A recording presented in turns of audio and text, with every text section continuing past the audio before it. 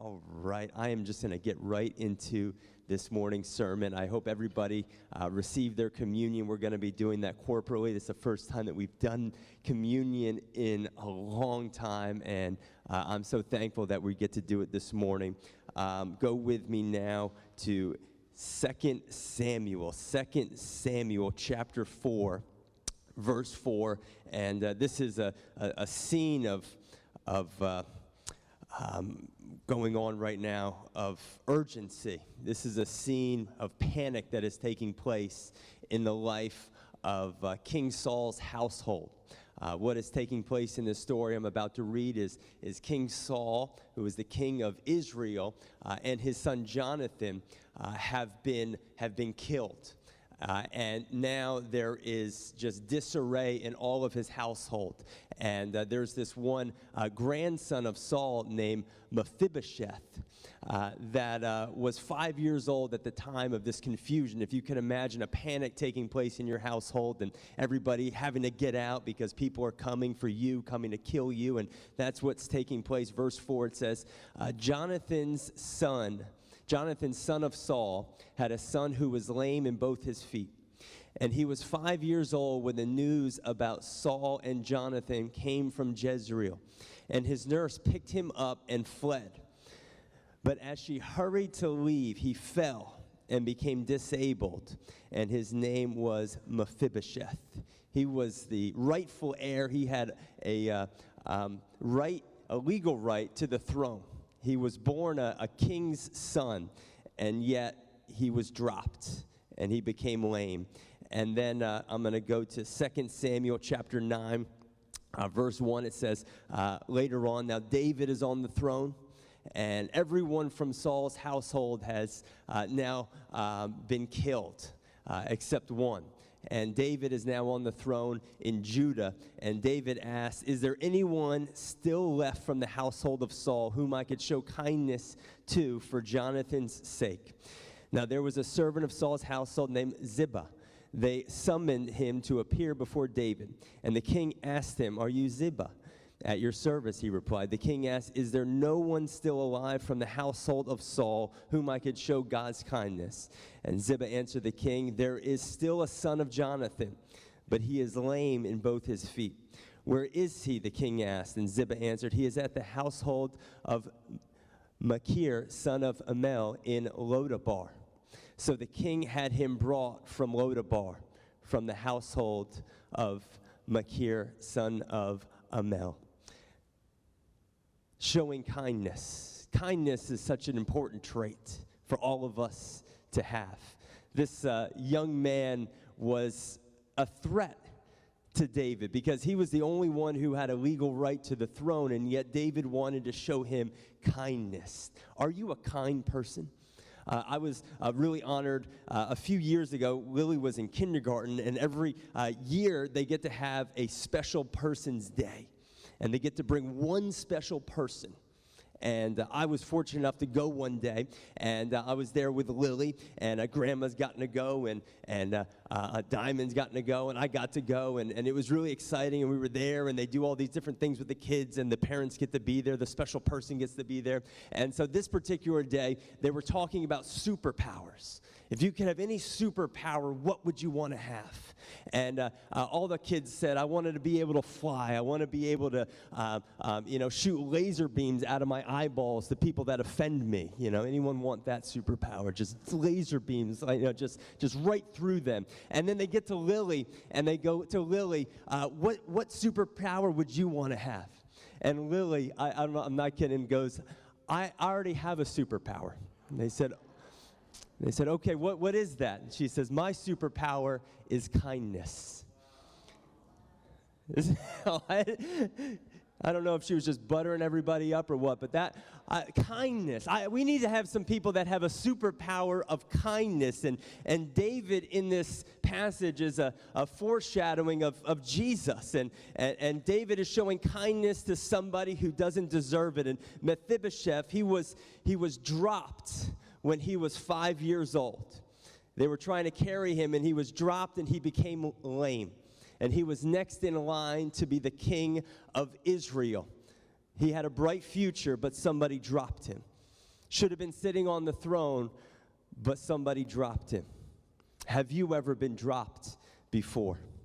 Has anyone that you trusted to carry you, somebody you trusted to protect you, to be the one to be by your side when you needed them the most, but they dropped you, and you've never been the same ever since that moment? Mephibosheth, from that moment, he became lame, he was twisted, he was damaged, he was traumatized for years, he was dropped, and he was damaged. And because of his handicap, what happened is he was dislocated. He wasn't allowed to stay in his hometown any longer. He wasn't allowed to stay in Jerusalem. He had to be dislocated to a place called Lodabar. And I feel like so many people at some point in your life, in my life, we experienced a drop. Somebody dropped us.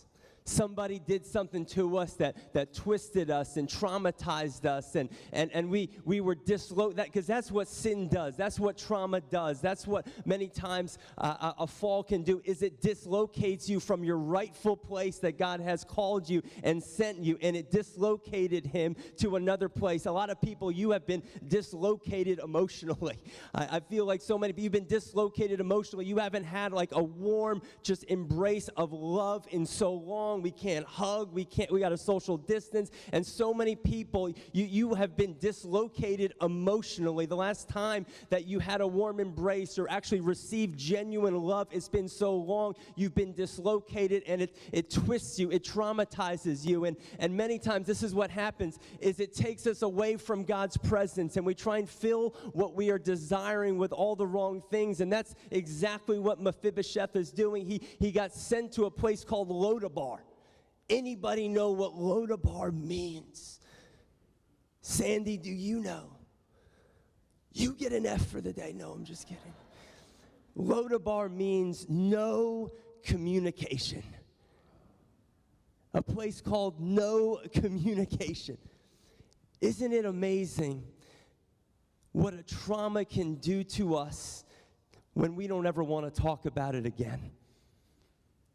How many people have been dropped in life, and now you don't ever want to talk about it, because when you talk about it, the pain of talking about it almost feels even more real than the pain of what you experienced at that one moment when you were dropped and damaged. And that's what Mephibosheth is stuck in. He is at a distance. He's been dislocated. He's not in the presence of God. He's in Lodabar. And so many people, you have something that took place in your life and you don't want to talk about it. And this is what happens. Shame always comes from silence. But you know how to break the silence? You know how to break the shame? You got to talk about it. You got to be able to come before the Lord and pour out your heart and be able to share what happened with other people. It's amazing how the enemy always wants us to stay in a corner and be quiet, and nobody will understand, and people are going to judge you, and no one's going to love you if they really know what happened to you when you were 5 years old, 10 years old, 15 years old. And so you just go to Lodabar and you don't want to communicate with anybody. And so rather than verbalize it, you internalize it. Am I talking to anybody this morning that has gone through something that you don't want to verbalize, so you just internalize it? And then you put on this face all the time, and you're so good at covering it up, and you get married in Lodabar. You have a baby in Lodabar. You drive around in a nice car in Lodabar, and nobody knows what is really going on inside of you, because you were dropped so bad by somebody that you trusted, somebody that was meant to protect you, and it has maybe not produced a physical lameness on the outside, but it's produced an emotional lameness on the inside. It has turned you into somebody that God never created you to be, and you're stuck in Lodabar. And this is what happened in the life of Mephibosheth. He's stuck in Lodabar. But then verse 6, this is what happens, because shame will always dislocate you. In the Garden of Eden, they were in shame, and God says, "Where are you?" It dislocated them.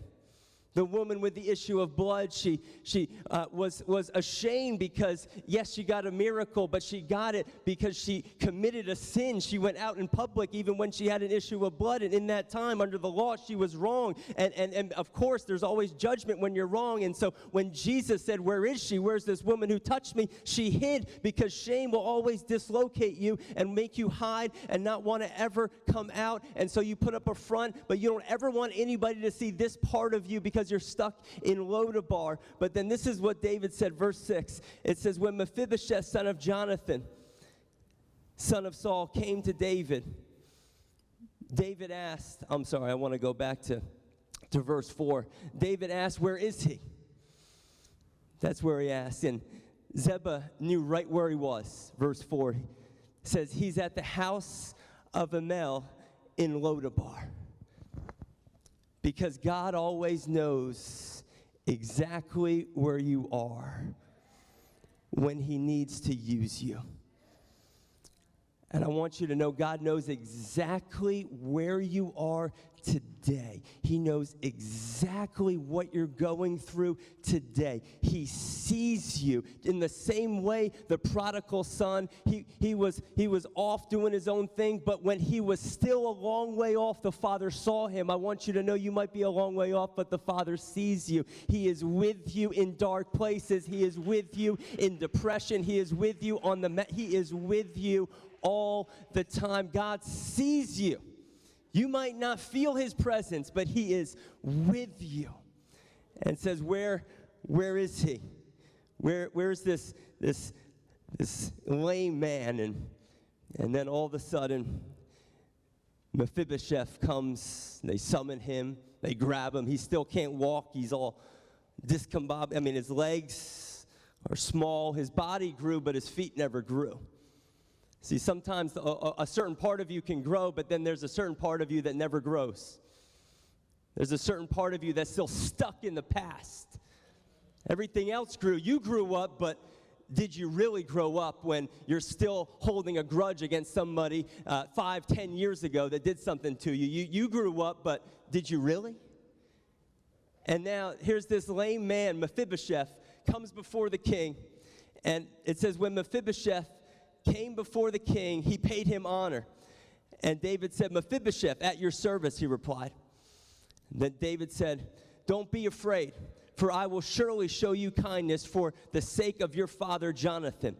And I will restore to you all of the land that belonged to your grandfather Saul, and you will always eat at my table." I love it. God knows exactly where you are, and he is going to find you, and he is not just going to find you, he's going to restore everything that you lost. Isn't that a powerful story of Mephibosheth? That he thought it was over. He thought he was going to be in Lodabar the rest of his life, and all of a sudden, someone he never expected, it was an enemy. David and the household of Saul were at war, but through an enemy, through someone he never expected, saw Mephibosheth and showed him kindness and restored everything that he lost. I want you to know that that's the God that we serve, that when you least expect it, God is going to restore everything that you lost, whether it's because of somebody dropping you, somebody abusing you, somebody hurting you, or maybe it was because of your own stupidity. I want you to know that God is a God of restoration. He is a God that can take all the broken pieces of our life and put them back together and restore this is the way Joel put it, restore the years that the cankerworm and the locust have eaten. God wants to restore the wasted years of your life, the years that you were up to no good, the years that you were not loving people, you were hurting people. God says, I'm going to restore them back to you. I'm going to go Benjamin Buttons on your behind, and I'm going to turn back the time and restore to you the years that you wasted away, and just when you needed it the most.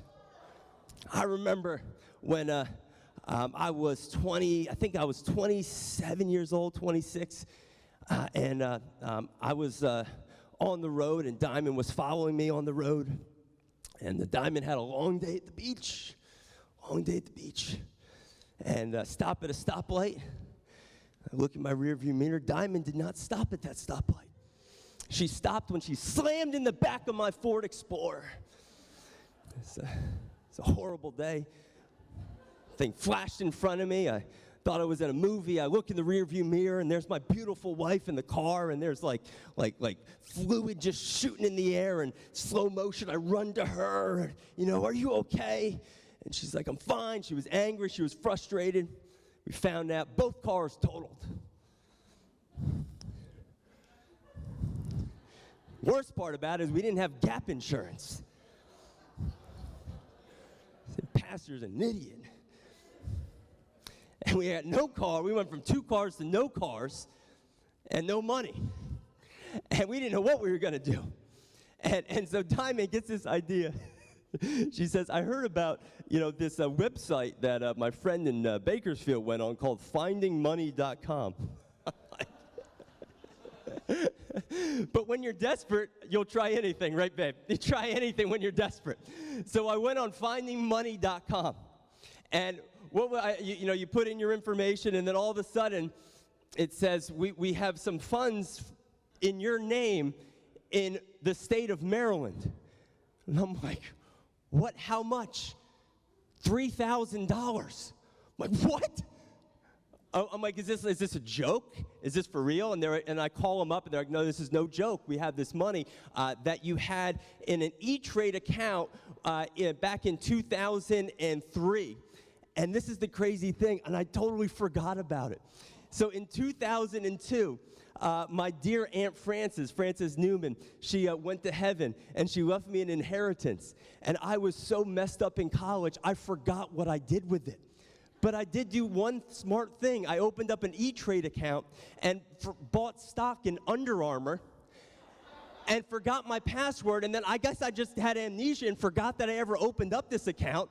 The money appreciated. Under Armour stock went through the roof. And then all of a sudden, I found it when I needed it the most. And I got a check for $3,000 from the state of Maryland, findingmoney.com.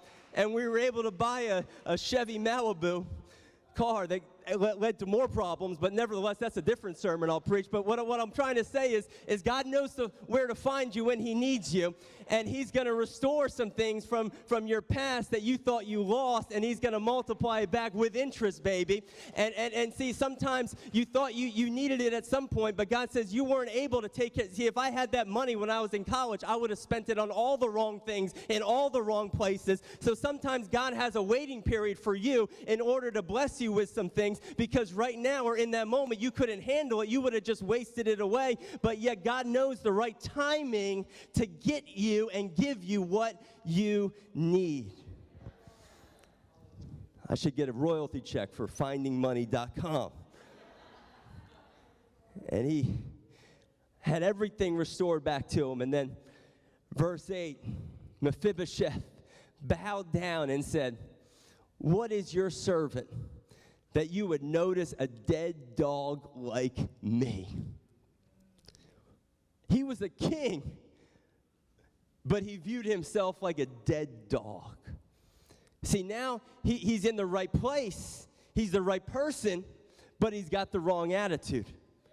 Because sometimes you've been in Lodabar for so long, you start to develop an attitude that I'm just a dead dog, I'm no good, I'll screw this one up, I've already screwed it up, I'm lame, I don't deserve it. But you've been in Lodabar too long, you haven't been communicating. This is what happens. He was in Lodabar, no communication, but now he's in Judah, which means praise. And see, you need to change what you are praising about and get out of not communicating with God and start praising God. Because when you start praising God, he'll begin to give you a revelation of who you really are, not what other people have said about you. Other people have said you're a dead dog, you're lame, you're handicapped, you're damaged, you're dented, you're traumatized, you're a statistic. But God says when you start to show your gratitude and praise to me, I'll begin to show you who you really are, Mephibosheth. You're not just a lame boy, you're a king, you're a rightful heir, you're a child of God, and I am a God of restoration. And so he says, I'm gonna tell you who you are. You're not a dead dog. You are not a dead dog. Stop telling yourself that. And then this is what King David said. The king summoned Ziba Saul's steward, and said, I have given your master's grandson everything that belonged to Saul. Restored it back. You and your sons and your servants are going to farm the land for him because, see, God always fills in the gaps. He wasn't able to farm his own land, so God says, I'm going to send people to do what you can't, Mephibosheth, to farm that land so that you can have what is rightfully yours. I want you to know that when you step out in faith, you don't have to have all the answers. God will add the people and fill in the gaps for you, but you have to be able to be willing to step out in faith, not knowing what tomorrow may be like, but I know who's going with me into my tomorrow. And I know he is a God that is going to send me people that will fill in the gaps where I fall short. And they're going to farm the crops so that your master's grandson may be provided for. And Mephibosheth's grandson and your master will always eat at my table. Always eat at my table. And now I'm getting ready to close this sermon. It's exactly where I wanted to get. Mephibosheth, lame in his feet. But David says, you're always going to eat at my table. Everybody have their communion ready? Because this is what was so amazing about the king's table. At the king's table, there are some of the most talented, handsome people. At the king's table was Absalom. Absalom was just this stud, tall, dark, and handsome man, beautiful flowing hair that he would be overqualified for a Head and Shoulders commercial. You had Joab. He was a warrior. He was bigger than the Ultimate Warrior. He was just an incredible man, and the table was filled with them, and there's Mephibosheth, who's lame. A lot of people would say he's not qualified to sit at the table. It's amazing how the table of the Lord really levels the playing field, doesn't it? Because the world likes to make categories, but the table of the Lord levels the playing field. And what's so amazing is that Mephibosheth, he was lame, right, in his feet. His feet were all jacked up. He couldn't walk. But when he sat at the table,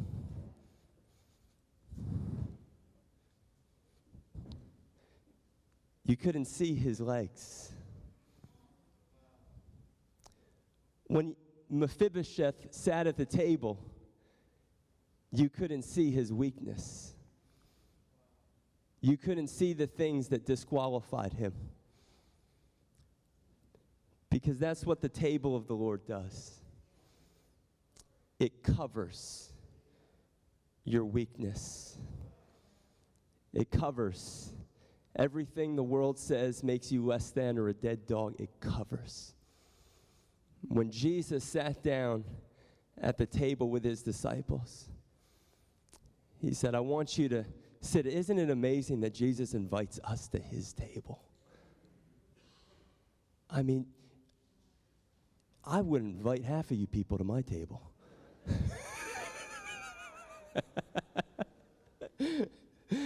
I don't know where you've been, whether you've been social distancing or not.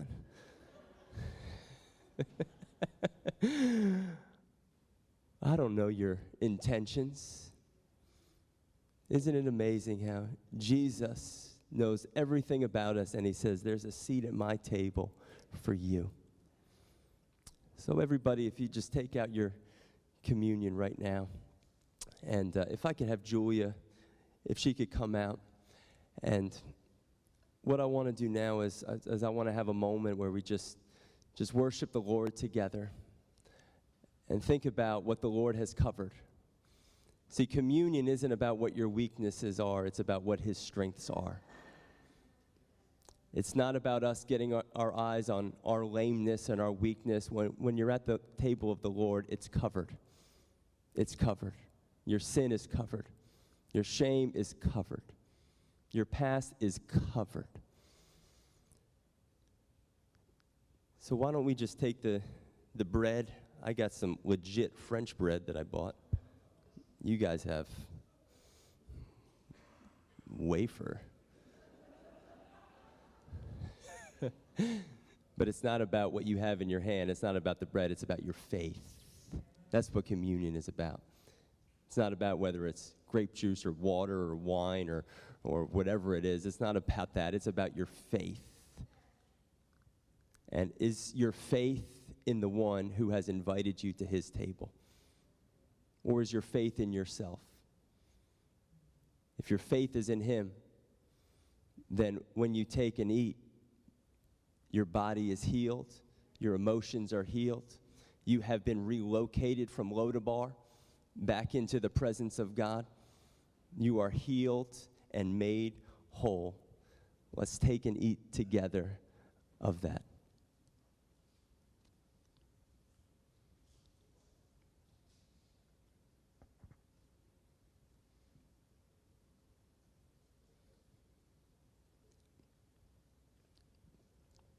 Does anybody have an extra grape juice for me? I have my glass from the 2-2 run I ran yesterday. Guess how many miles it was? 2.2 miles. Yeah.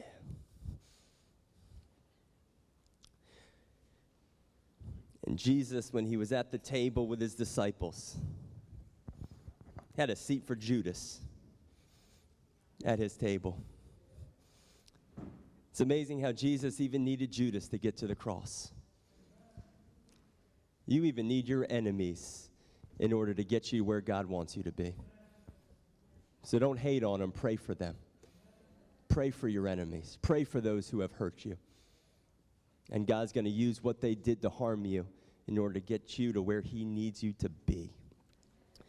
And Jesus took the wine and he said, "This is my blood that was and is shed for you." It covers all your sins. Every one of us, we don't deserve to sit at this table. I don't care if you're a murderer. I don't care if you're a liar. I don't care if you're somebody that just looked at something that you shouldn't have looked at, and yet everything else you've done perfectly. You are a sinner. All of our righteousness is like filthy rags before the Lord. The only thing that justifies us, the only thing that covers us, we love to judge and put categories of people. You're allowed in my house, you're not allowed in my house. You belong in prison the rest of your life, and you belong in a palace because of your pedigree.